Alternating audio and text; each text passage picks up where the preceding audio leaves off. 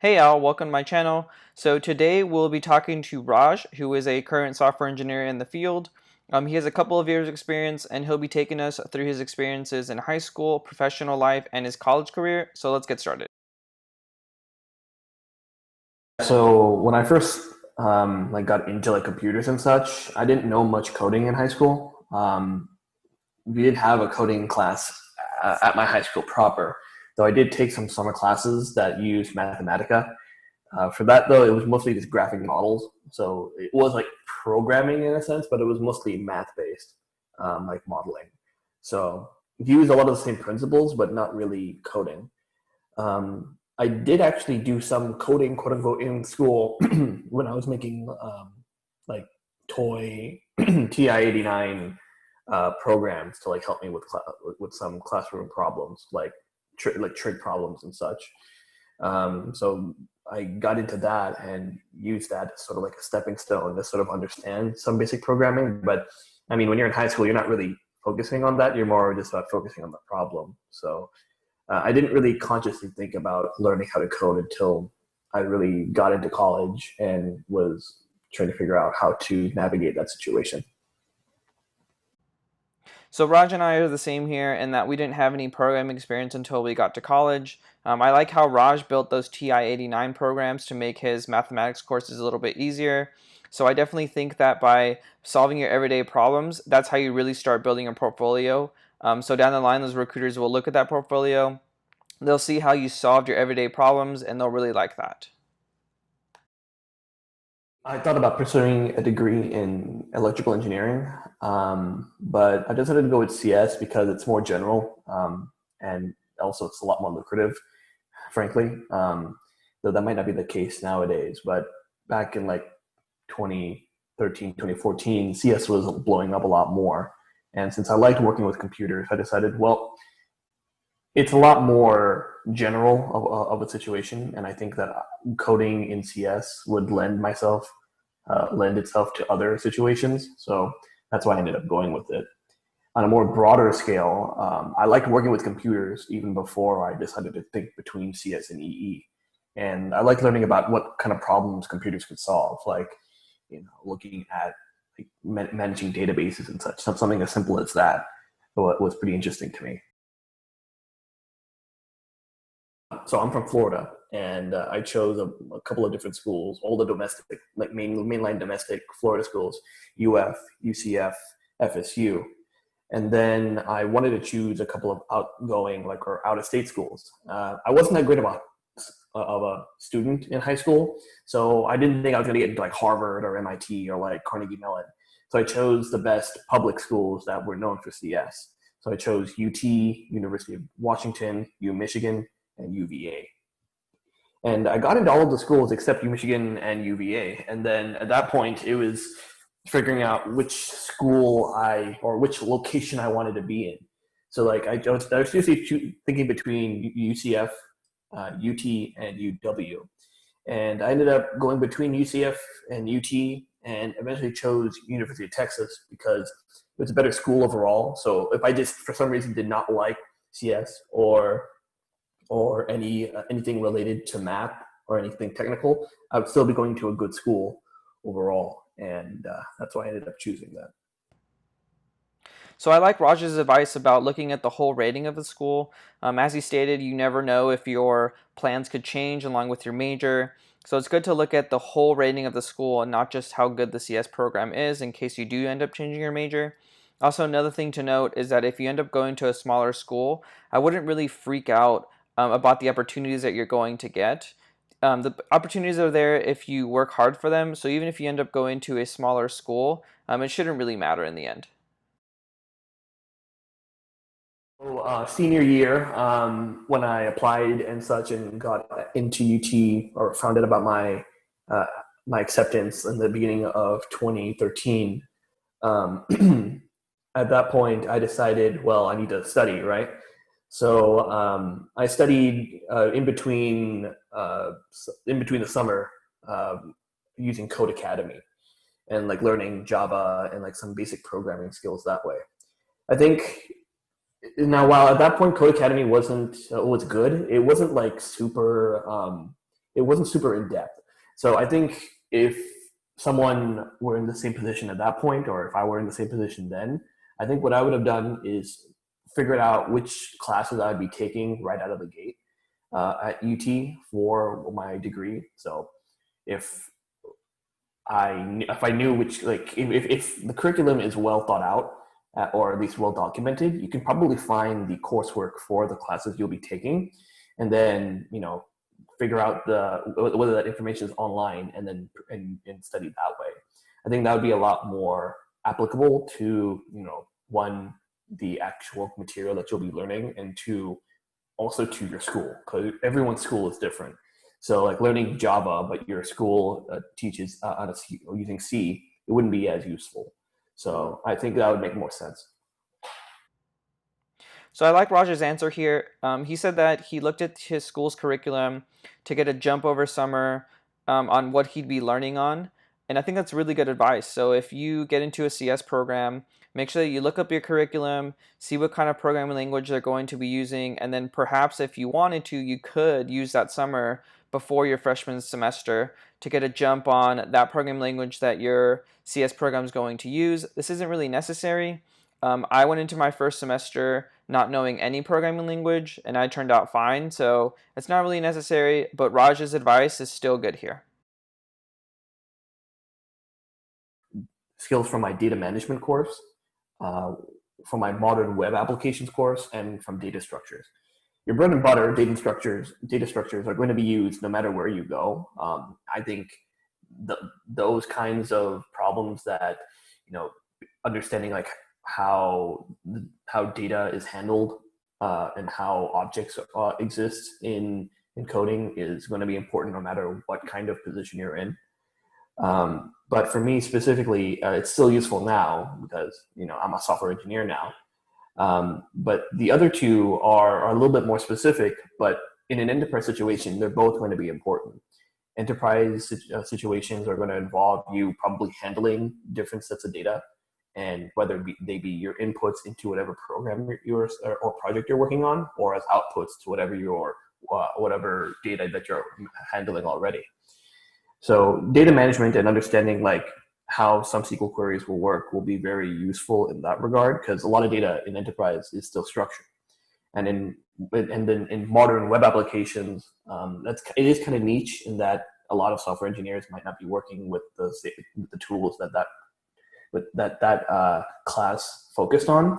But for me, it ended up being pretty useful because it's Spring Boot, a Java framework that's used to like sort of help interface up like a project with in a web situation. So you have like RESTful calls and understanding user input to those to make those calls, and then also normalizing that data and also handling inputs. So it ended up being a very useful class even now. I got my first internship, or like my first paid internship, through them. I'd done some internships via, since I was interested in startups. A lot of startups, at least here in Austin, Texas, are very open to having a non-experienced person. But for a place that might pay you, they might be a bit more stringent and have a higher bar, so to speak, to let you in. And to get your foot in the door, I highly recommend joining one of the bigger organizations. So hopefully, if depending on your school, you might have a chapter for the Association of Computing Machinery, or ACM as it's called at my school. And this org was very useful for like interfacing with employers directly. Since they're a student organization, they have the school's resources to be able to interface and interact with employers who want to engage with the student body.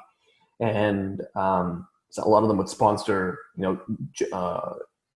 organization events, and it was fun to be able to, yeah, maybe have a LAN party here and there, but every week we had a meeting with some of the prospective employers, and one of them was American Express, who I ended up working with and dealing really well with the recruiter.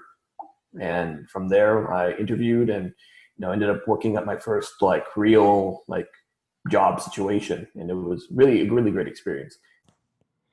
So as Raj says here, his org actually helped him land a job.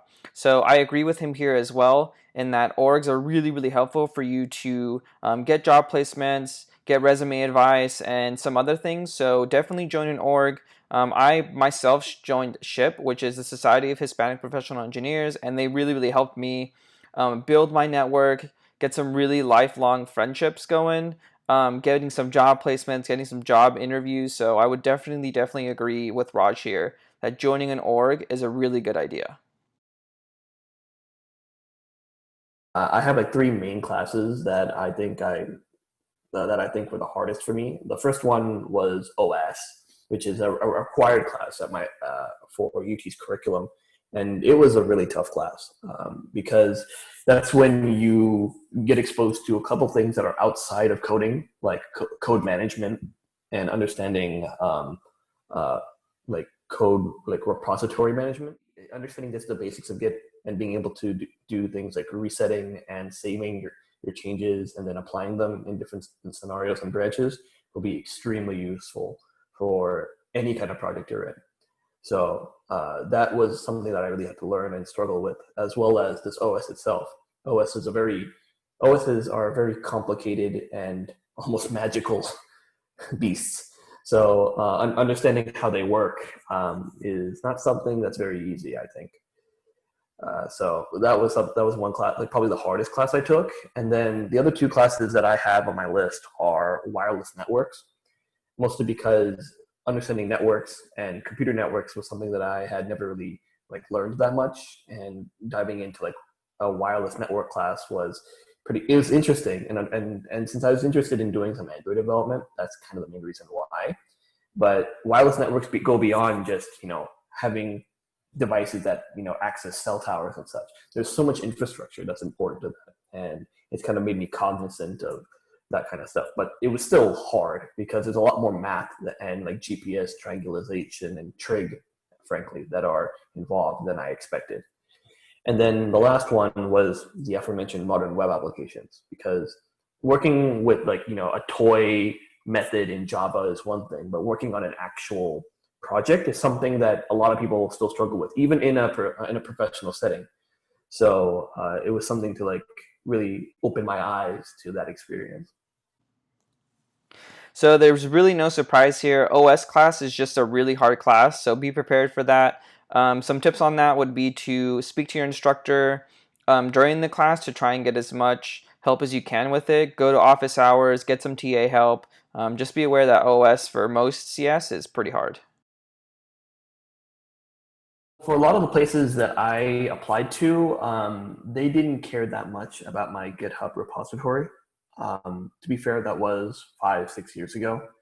So that might not be true now. And I think that as it becomes easier to kind of spin up your own little projects, it it becomes, I think, a lot more important to have a portfolio for the work that you've done. And I think that having a portfolio, while not may not like having only a portfolio won't will be might be too limiting. You still need to have like some background in whatever position that you're looking for.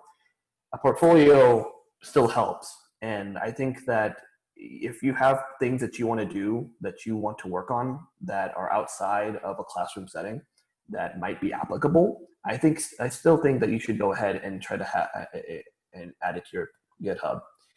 So when it comes to GitHub, Raj is right that in today's terms, GitHub's pretty important. Whenever we submit our resumes, make sure to add your GitHub link to it. Recruiters might not be looking at it, but when they pass it on to the hiring managers and whoever's going to do interviews on you, they're probably going to look at your GitHub to see what kind of projects that you have. I know that when I do interviews, when I interview somebody, I'm looking at their GitHub, making sure that they know every tool that they used in their project, or how much they use that tool. So GitHub is definitely pretty important. Make sure that you're building those projects, adding that GitHub link to your resume, because recruiters and hiring managers are looking at those. My first job post grad was actually I actually got it through a recommendation from a friend. So one thing I've learned is that you should never ever make enemies because they might be able to get you a job. So it's very good to make sure you stay personable and try to reach out to people.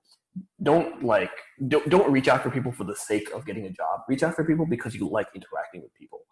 So that's my advice for that, and it really worked. It worked out for me. I found a job through that through one of my friends who was doing an internship, and he his group was looking for someone to basically replace him since he still had 2 years of school left, and they needed someone full time, and I fit the bill for what they needed.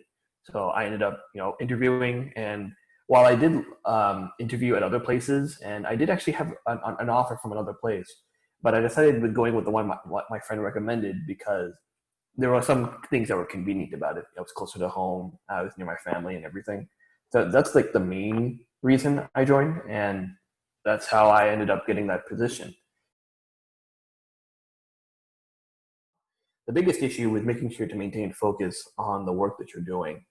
That was something that I had a lot of issues with before because I wanted to work on different things versus when I first started, and then eventually it just took some time to understand that there is work that you want to do, work that you have to do, and work that you're good at doing.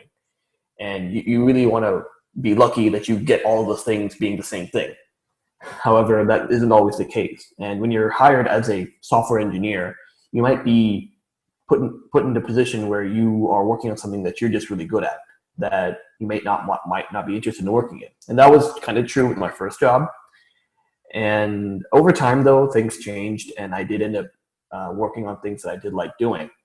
So maintaining focus and understanding the situation was something that I had to learn.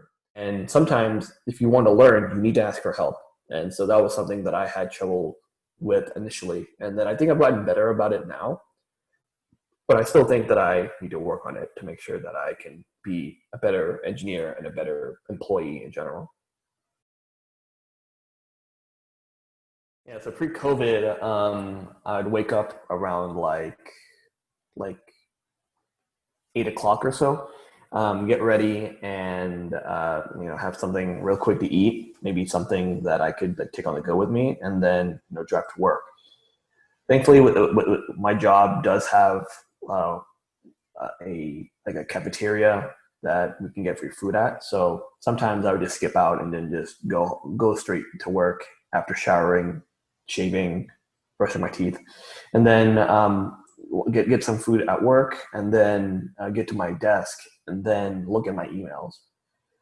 From there, I would then look at any of the projects that I'm working on. Sometimes I was working on multiple. Other times I was working on just one, and to see if there were any kind of other important communications that I need to look at, whether that be through email or rather Slack or whatever like a portal that we might be using to track our work. So that could be Jira, it could be GitHub, and then from there I would then talk with whoever I needed to, and then by around like 11 o'clock or so or 12, I would you know be be working, and then 12 to 1 I'd get lunch, and then from 1 to like 5:36 I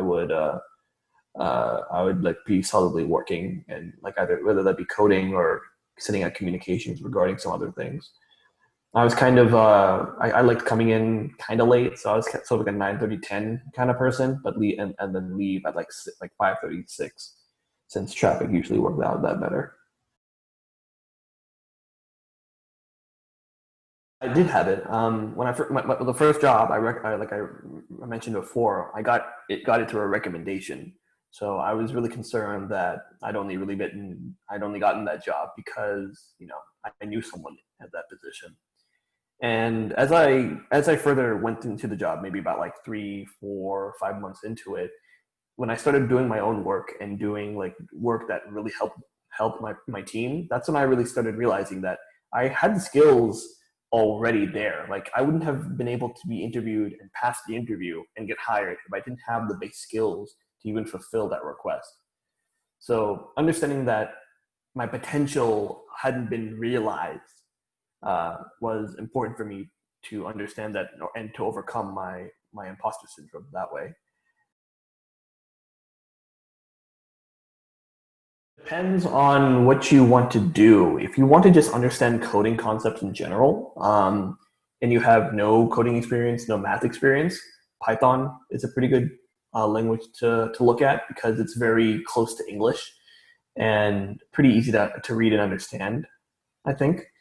For someone who might have a bit more structure or prefer a bit more coding of a language or a more programmable language, so to speak, Java would be a good choice because there's a lot of things that Java does that other languages do not, which is good and bad. Java has a garbage collection, handles its own memory and such a lot better uh, than other languages. However, that's a good and a bad thing because you're depending on a computer to handle management of memory, which can lead to bad practices with Java. Python, bad practices could include not being very clear with what kind of work that it's doing, and being able to write with it in it, um, writing in it too wordly rather than being precise with it. If you do like precision and a very and it's sort of like driving like coding on maybe the hardest difficulty or on manual, you might like C, which has a lot of the benefits of Python, but with none of the other double-edged swords that Java has. Though I personally don't write with C since I haven't had to. So that might be based on my own experience rather than a true experience. So that's something to take into consideration. C is a lot harder of a language to worry about because there are some things that it will let you do that other languages will say, "Hey, that's kind of stupid. You shouldn't do that." Like being able to like managing memory is a lot harder in C versus Java or Python. So that was my interview with Raj. Hopefully, he gave you guys some good tips and tricks on how to maneuver your life through all stages: high school, professional, and college careers. Tune in for my next video where I'm going to be doing an interview with a recruiter. He'll be giving you some good tips on resumes and things of that nature. So until next time, guys, see ya.